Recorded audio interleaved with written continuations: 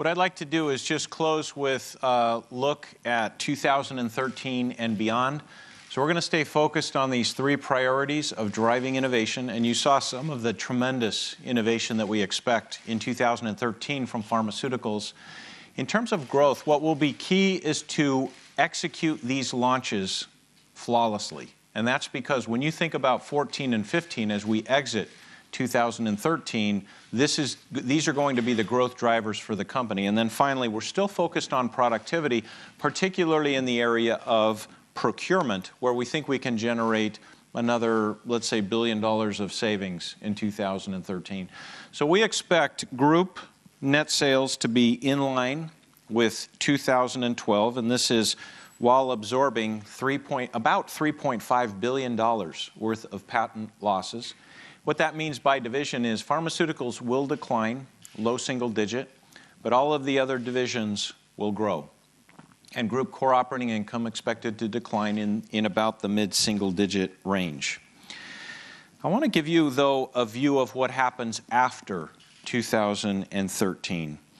We do expect the company to enter a new growth phase beginning late 13 and then into the subsequent years.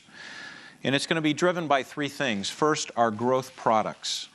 Because they continue to ramp up, this will help Novartis grow. Secondly, we're going to have more exposure to emerging markets as China continues to grow at 24%. You know, China now entered one of our 10 largest markets at Novartis because of its growth rate. And because of this growth, that will be a driver. The third element that will lead to this growth in the next few years is lower exposure to patent expirations. Let me just briefly touch on those. So you saw that in 2012, those growth products were about $16 billion. We expect that number to continually increase through 2015.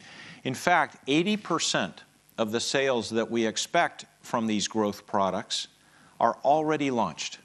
So that underscores the confidence that we have in these projections. We don't need a large number of new approvals to be able to achieve this number.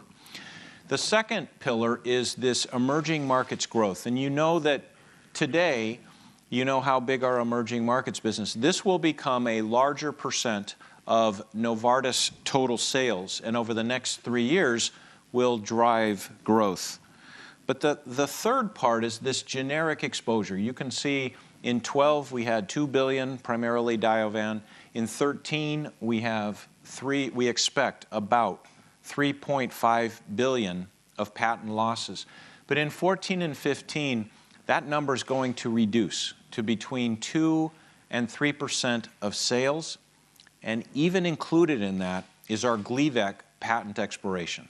So we assume that conservatively in this case, the Gleevec patent goes in the US in mid-2015. So historically, we have not given long-term guidance, and I don't intend to make this a practice.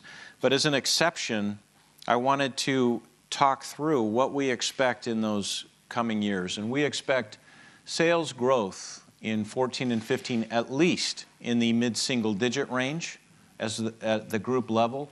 And we expect our group core operating income to grow ahead of sales, given the strong attention to productivity that we have in the company. So that's it.